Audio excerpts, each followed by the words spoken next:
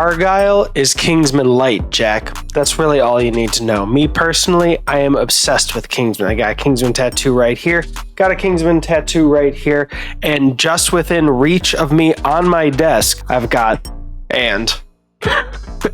I am well and truly in the Matthew Vaughn club, here for anything he's got coming. And not only that, I have been personally invested in Argylle in just an unhealthy added context of hoping that if this does well in theaters and on streaming, that Apple will make Kingsman 3, which if you haven't been able to tell, I've been waiting for. Even knowing that, I can be pretty objective with these things most of the times, even after one watch. For instance, I know a second watch is not going to be quite as fun as the first watch, but here's the things you need to know about Argylle going in. One, I didn't see the trailer. I actually avoided it every single time. I would close my eyes, put on loud music in the theater. I did appreciate how often I had to do that so that people knew about this film, but went in almost completely blind. Did learn some things unintentionally, like the fact that Argylle would be a fictional character written by Bryce Dallas Howard's character. So if you didn't know that, that is something you should actually going in. I think that may have helped having seen all the posters and seeing Henry Cavill front and center. But basically, this is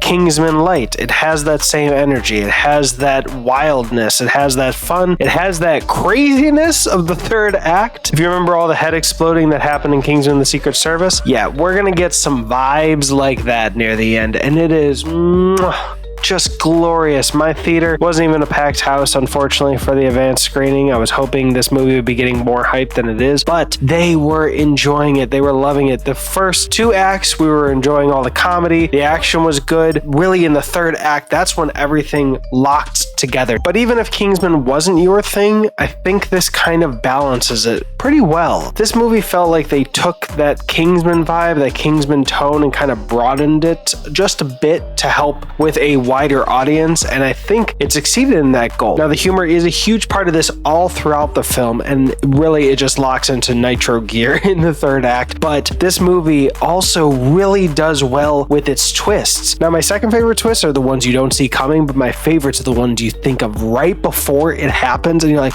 oh my gosh, I know it. It happened. And that happened like 90% of the time with me, and the other 10% of the time was literally like, oh, what? I did not see that coming at all. Don't think about the twists too hard, because there is one later in the game that kind of puts an earlier one in question. You can still logic it away, but it's just enough that you'd have to be like, all right, does that? No. Well, it could work.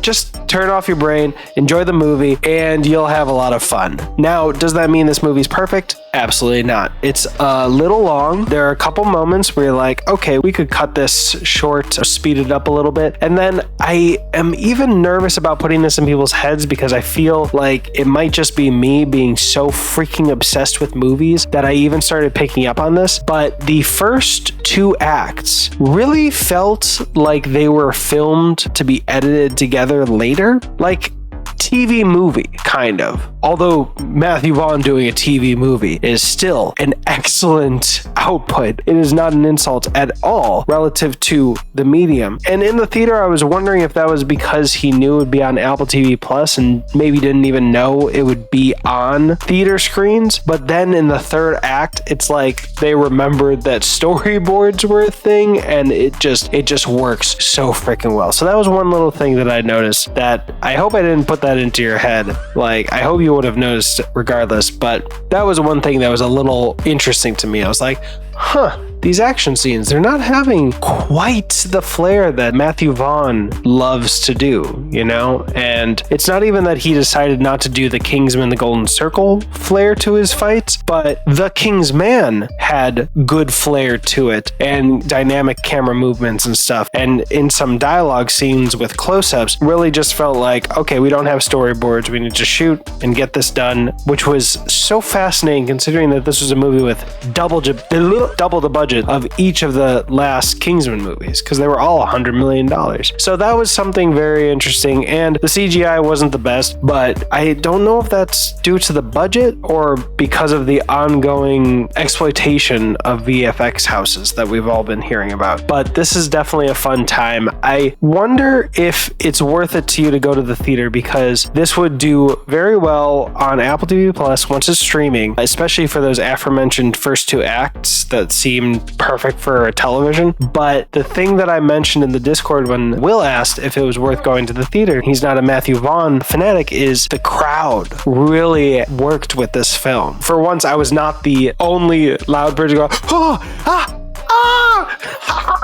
for like 15 minutes. I don't laugh for 15 minutes. That's an over-exaggeration. But usually I'm the one going crazy, just having the joke hit just the right way. You know what I mean? But I was nowhere near the only person at my screening. So if that's worth it to you, I would highly recommend seeing Argylle in theaters. And just not to lie to you, Jack, I really want you to go so that it can make more money at the theater and I can get Kingsman 3 finally. I've been waiting for so long. And yes, I am cringy. I would make the Jack joke twice. Well, I'm gonna check out. Nope. Not gonna make that one. Goodbye. I really got an itchy nose right now. So weird. See Argylle. Please see it, especially if you have AMC A-List or Regal or Alamo, one of those subscription ones. Definitely check it out in the theater. Okay, bye. But no matter what, check it out on streaming.